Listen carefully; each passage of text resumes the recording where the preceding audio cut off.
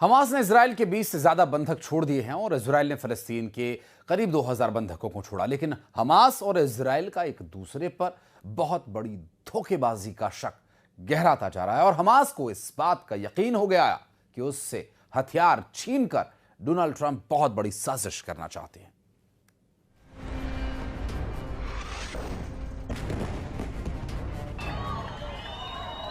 Israel के बंधक छोड़ दिए गए, फिलिस्तीन के बंधक भी रिहा कर दिए गए। बंधकों की अदला बदली हो चुकी है। सवाल है कि बंधकों की अदला बदली के दौरान क्या भरोसे की अदला बदली भी हुई है या गाजा में अगले दौर का असली युद्ध अब शुरू होने वाला है? क्या हमास और इजराइल के बीच युद्ध विराम के बाद अब गाजा में फिर से तस्वीरें ऐसी कुछ देखने को मिलेंगी?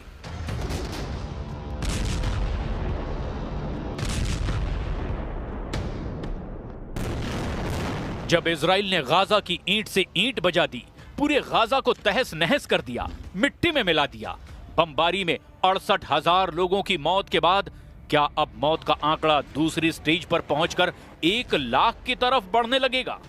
क्योंकि गाजा में हर शख्स के दिलो दिमाग पर ये धमाके अब भी गूंज रहे हैं।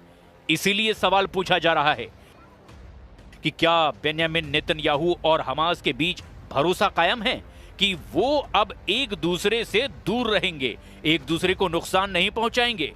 फिर युद्ध नहीं होगा, इजराइल की सेना गाजा में नहीं घुसेगी और हमास भी अपने हथियार डाल देगा।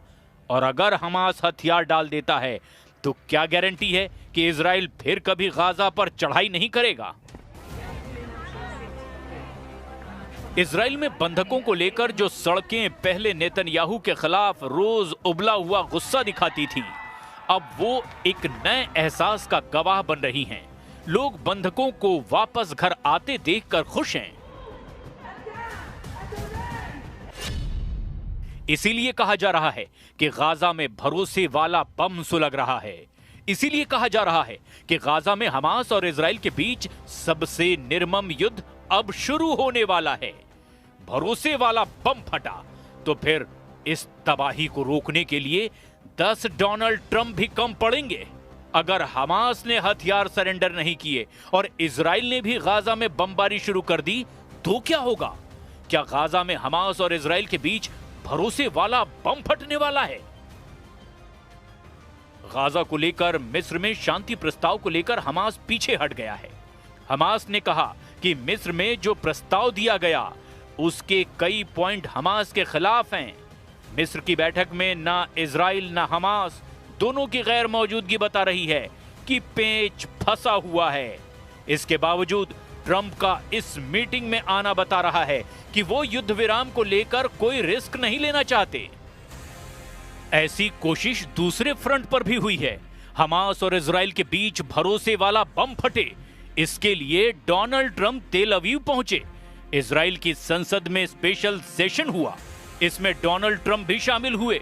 उनके सामने नेतन्याहू ने भी बड़ी बड़ी बातें की। युद्ध खत्म करने के लिए डोनाल्ड ट्रंप की भूमिका के कसीदे पढ़े। लेकिन क्या नेतन्याहू डील के मुताबिक अपने वायदे पर कायम रहेंगे? ये सबसे बड़ा सवाल है। दावे और वायदे बहुत हो रहे हैं, लेकिन डर अब भी बरकरार है। डर इस बात का कि अगर इजराइल का ब्लॉकेड गाजा के चारों तरफ रहेगा तो क्या हमास और इजराइल की टक्कर दोबारा नहीं होगी? और अगर ऐसा हुआ तो क्या इजराइल की एयरफोर्स फिर एक्टिव नहीं होगी? 2 साल के दौरान गाजा में इजराइल की बमबारी में 67,869 लोगों की जान चली गई। यानी रोज गाजा में 95 लाशें गिरती रही और पूरी दुनिया होठ सिलकर बैठी रही। गाजा में 2 सालों के युद्ध के दौरान 1 लाख टन बम गिराए गए। कोई बिल्डिंग साबुत नहीं बची। सिर छुपाने के लिए तंबुओं के अलावा अब गाजा के पास कुछ भी नहीं बचा। इसमें कोई शक नहीं कि गाजा पर बमबारी को लेकर पूरी दुनिया की नाराजगी टीवी स्क्रीन पर छाई रही। यूरोप से लेकर अमेरिका तक पब्लिक सबसे ज्यादा सड़कों पर उतरी, लेकिन पश्चिम एशिया में अरब देशों का गुस्सा ठंडा ही रहा। लेकिन जब बात संयुक्त राष्ट्र के मंच पर उठी तो नेतन्याहू और इजराइल के कैंप में हड़कंप मच गया। इसकी एक बड़ी वजह फिलिस्तीन को लेकर न्यूयॉर्क डिक्लेरेशन भी है। 12 सितंबर को संयुक्त राष्ट्र में 2 स्टेट सॉल्यूशन के तहत फिलिस्तीन को राज्य का दर्जा देने के लिए वोटिंग हुई थी और उसमें 142 वोट फिलिस्तीन के समर्थन में पड़े, जबकि इजराइल के समर्थन में सिर्फ 10 देशों ने ही वोट किया। इन 10 देशों में प्रमुख तौर पर अमेरिका, अर्जेंटीना और हंगरी शामिल थे, जबकि फिलिस्तीन को रूस, चीन और भारत समेत यूरोप और बाकी दुनिया से समर्थन मिला। Президент Трамп, безусловно, выдвинул свой план, который мы не раз оценивали как лучшее, что сегодня есть на столе переговоров. Хотя, конечно, палестинская проблема этим не исчерпывается, но тем не менее, как можно скорее остановить кровопролитие, решить. फिलहाल हमास और इजराइल के बीच युद्ध रुक गया है, लेकिन फिलिस्तीन को लेकर दुनिया की जो डिमांड है, जो भारत, चीन, रूस समेत तमाम यूरोप के देशों का रुख है, वो इजराइल को तनाव देने के लिए काफी है, क्योंकि फिलिस्तीन और इजराइल का विवाद अब भी सुलझना बाकी है।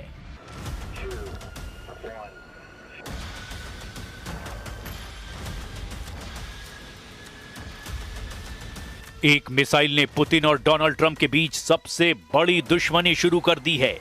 यह मिसाइल यूक्रेन को मिलने जा रही है, क्योंकि ट्रंप ने इस पर मुहर लगा दी है। एक मिसाइल ने रूस और अमेरिका को आमने सामने खड़ा कर दिया है। अगर मॉस्को पर यह मिसाइल फायर की गई तो समझ लीजिए वर्ल्ड वॉर का खतरा मंडराने लगेगा। यह है अमेरिका की टॉम हॉक मिसाइल, जो यूक्रेन को मिलने जा रही है, क्योंकि ट्रंप ने इस मिसाइल को सप्लाई करने की हामी भर दी है। 2500 किलोमीटर रेंज वाली इस क्रूज मिसाइल ने रूस और नेटो के बीच में तनाव को बुलंदियों पर पहुंचा दिया है। 900 किलोमीटर प्रति घंटे की रफ्तार से यह मिसाइल जमीन से 30 मीटर की ऊंचाई पर चलती है, यानी रडार पर इसको ट्रैक करना आसान नहीं होता। पुतिन ने बताया कि वो यूक्रेन की 5000 वर्ग किलोमीटर की जमीन पर कब्जा कर चुके हैं, लेकिन पुतिन के जहन में बहुत कुछ चल रहा है। उनके जहन में ज़ेलेंस्की भी हैं, पुतिन के दिमाग में डोनाल्ड ट्रंप की चालबाजी भी है, और पुतिन उस टॉम हॉक मिसाइल के बारे में भी सोच रहे हैं, जिस पर ज़ेलेंस्की और ट्रंप के बीच बड़ी सीक्रेट डील हो चुकी है। पुतिन को लेकर पूरा यूरोप इस वक्त बहुत ज्यादा घबराया हुआ है। पोलैंड से लेकर के एस्टोनिया और डेनमार्क से लेकर के रोमानिया, ये देश पुतिन की ड्रोन फोर्स को लेकर सहमे हुए हैं। और ऐसे वक्त में जर्मनी के चांसलर फ्रेडरिक मर्ज ने भी कह दिया है कि यूरोप का रूस से युद्ध तो नहीं चल रहा, लेकिन अब दोनों के बीच शांति नहीं है। डेनमार्क की प्रधानमंत्री कह चुकी हैं कि नॉर्वे, पोलैंड और रोमानिया के बाद अब उनका देश खतरे में है, क्योंकि इन 3 देशों में ड्रोन वाली घुसपैठ के बाद अब यही पैटर्न डेनमार्क में भी दोहराया गया है। मतलब साफ है कि रूस पूरे पूर्वी यूरोप को दबाव में लाना चाहते हैं, और अब इसे काउंटर करने के लिए ट्रंप ने टॉम हॉक वाला दांव चल दिया है।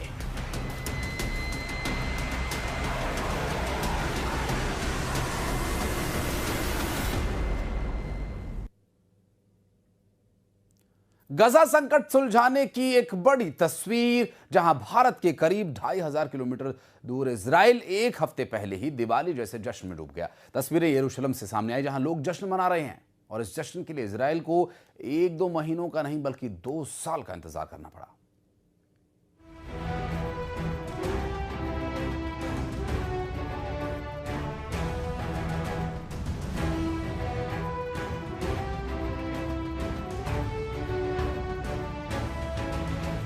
ये तस्वीरें जेरूशलम की हैं, जहां लोग जश्न मना रहे हैं, और इस जश्न के लिए इजराइल को 1-2 महीने नहीं बल्कि 2 साल का इंतजार करना पड़ा।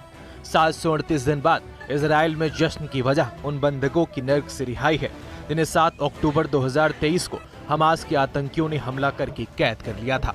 दरअसल अमेरिका के राष्ट्रपति डोनाल्ड ट्रंप की पहल पर इजराइल हमास समझौते को 3 चरणों में लागू करने का फैसला किया गया है। पहला चरण आज पूरा हुआ, जिसमें हमास ने इजराइल के बंधकों को रिहा किया और उनके शवों को वापस किया। बदले में इजराइल ने भी अपने यहाँ अलग अलग जेलों में बंद करीब 2000 फिलिस्तीनी नागरिकों और सैनिकों को रिहा किया। समझौते के दूसरे चरण में गाजा से हमास की वापसी के साथ ही इजरायली सैनिक वापस देंगे। अमेरिकी राष्ट्रपति ने इजराइल की संसद को संबोधित भी किया और बंधकों की रिहाई को बड़ी कामयाबी बताया। वहीं इजराइल के प्रधानमंत्री नेतन्याहू ने संसद को संबोधन के दौरान ट्रंप को इजराइल के सबसे बड़े सम्मान देने का ऐलान किया। After 2 harrowing years in darkness and captivity, 20 courageous hostages are returning to the glorious embrace of their families, and it is glorious. 28 more precious loved ones are coming home at last to rest in this sacred soil. I have submitted your nomination to be the first non-Israeli recipient of the Israel Prize, Israel's highest award. As to that other prize, just a question of time, you'll get it. But I want you to get the Israel Prize.